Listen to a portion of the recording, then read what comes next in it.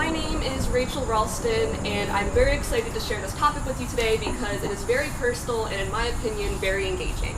So I'd like to begin by mentioning that in my junior year of high school is when I signed up for human anatomy, which was for the same reason as all the other kids, free field trip, and also it seemed like a free haunted house experience because we would be going to the Temple Hospital morgue. That was very exciting for me as someone with a big interest, but it was also really relevant to me because I had so many fears surrounding such a similar aspect. I thought when they brought us in that it was going to be pretty basic, and they started us out with a real chunk of human placenta and told us to put on gloves and have at it. In my head, I thought, okay, this is how they're going to get our attention, we're going to do facts from here on. And that changed, because then I was not even prepared then for the 3-month-old human cadaver that we would be encountering on an examining table. There were two things that I still to this day remember very specifically. One was the smell, which meaty but tangy, not like pork as many people claim. And the other thing was the sight, which put me off of beef jerky for approximately a year and a half. And all that sounds really horrifying, right? Kind of pointlessly so. In my opinion, no, wrong. Because we all die. Everyone here is going to die. You, me.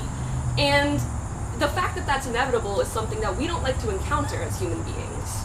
As somebody who considers herself something of a dead thing connoisseur, but also as someone with very, very extreme former petrification at the idea of dying, I'm here today to tell you all about how my experience at the Temple University Hospital impacted me for the better, because it helped me realize a greater awareness, a greater understanding, and then a greater acceptance of death. So, my first point, awareness, my awareness of death, which sounds very redundant, I think, but in actuality it's not, because again, when I was a child, as long as I can remember, I was hyper aware of death. I had so many anxious tics. It prevented me from living my life even as like an elementary schooler. I remember I was agoraphobic for a period, and my mom would run her errands and I would call her, and my first words when she picked up was, "Are you dead?" And she would laugh at me, which was not nearly as funny in retrospect as it is now. Overall, I just could not understand how anybody could consider themselves comfortably aware of death, or even faintly that, because for me, the fact that it was impending was always there, and it made me think of it constantly because I wanted to be prepared for it. And I also had this feeling that since I was so scared, the way to increase my maturity was to become so aware of death, not minding, like, I would watch autopsies online, not minding gore in movies, proving to myself that I was adult enough to encounter it. And that was kind of foolish in retrospect, because that was more of a disregard for something than it was a respect. And when I went on this trip, that disregard kind of changed, because that fear I felt that was really just me trying to prove to myself that I was brave enough turned into genuine intrigue, but the kind of intrigue that wasn't about the shock factor of it. It was about genuinely learning and genuinely seeing what people who donate their bodies to science are doing for students. So, to sum that up, I felt that my awareness increased. Hang on, guys, don't look so sad, don't look so sour, it's gonna get good. That kind of brings me to my next point, another thing I was very much petrified of, which was eyeballs, anything having to do with eyeballs. This was so intense that in school I had to leave the class during discussions of like laser eye surgery. It was really crippling, and it affected me so much that for the entire year leading up to not only this trip, but just leading up to this class in the spring, I was not looking forward to dissecting a sheep's eyeball. That was very, very scary for me and something I tried to get out of. I think the reason that was so hard for me was because of the idea of the pain of such an important aspect of our lives. So that brings me to encountering again a human, and that brings me to ask, what do you guys think is the difference between a sheep's eye and a human's eye? For me, apparently, it was the experience I had going up to him up close and personal and realizing that the cadaver I was facing, who was a human man, he was a person at one point who willingly gave himself to dedicate him to us, and it was something that was important to me because as we were learning, I felt like something that we would all inevitably encounter wasn't as scary anymore. It felt like something that I was preparing for, when in actuality all I had to do was just be passive, and I didn't have to think about it constantly because that wouldn't get me anywhere.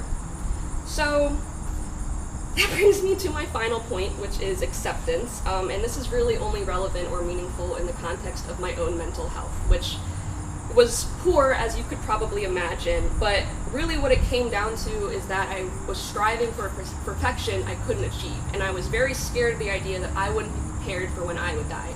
I experienced suicidality, I went through numerous hospitalizations, self-harm, inpatient. I could go on a sob story forever, but that, to me, doesn't express how changed I was after this one experience, because rather than me thinking for the longest time that me as a person being suicidal but simultaneously being scared to die, I thought that was really, really stupid and ridiculous. And then I realized that wasn't a personal failing, because it's very human to not want to die, it's a good thing. And all of those specimens, from conjoined fetuses in jars to freezers full of actual real corpses, to the person that they told me, have fun, just take a look at this person, we knew nothing about him but his gender, because that's the rules. They were all alive at one point, they all had worth at one point, and rather than looking at them as just an oddity, like I might have before, I realized that running away from this concept of death was not only not going to help me, but by looking at all those people with a degree of thankfulness and the kind of care that I think we should always dedicate to our fellow human beings, it made me appreciate history more. Instead of just being a scientific fun time, it made me think about fossils, and it made me think about when they dig up tombs and things like that, and how we should properly handle human remains. It's a sensitive issue that can seem really, really morbid, but to me, I think it's important, and being comfortable with it without making a joke of it is something that's really meaningful. So, I'd like to conclude this by saying that my experience visiting Temple University Hospital changed my life because it promoted a greater acceptance, awareness, and understanding of death. 3 things that I did not possess before, and I'm very, very happy to possess now. Now, I focus on living because it is a gift, one that I wasn't appreciating because I didn't like myself. And I'm very, very thankful to those who donated themselves to science, and also those that taught me things that day, the people who, just simple lab slides, we were going over forms of heart disease. It was just a really, really enriching experience for me, even as someone who's not going into the STEM field. And although, say when I go to the Mutter Museum in Philadelphia, which I recommend if this speech was at all interesting to you, and if you did not like it very much, I was excited to see all the oddities, but now I find it a lot easier to look at all of human history with the kind of love and care and respect that I would want people to give me if I were in that position, because that's what we should be doing, is thinking about how we are going to be that for later generations if we are lucky. So, thank you all for listening today. I really appreciate it. Bravo.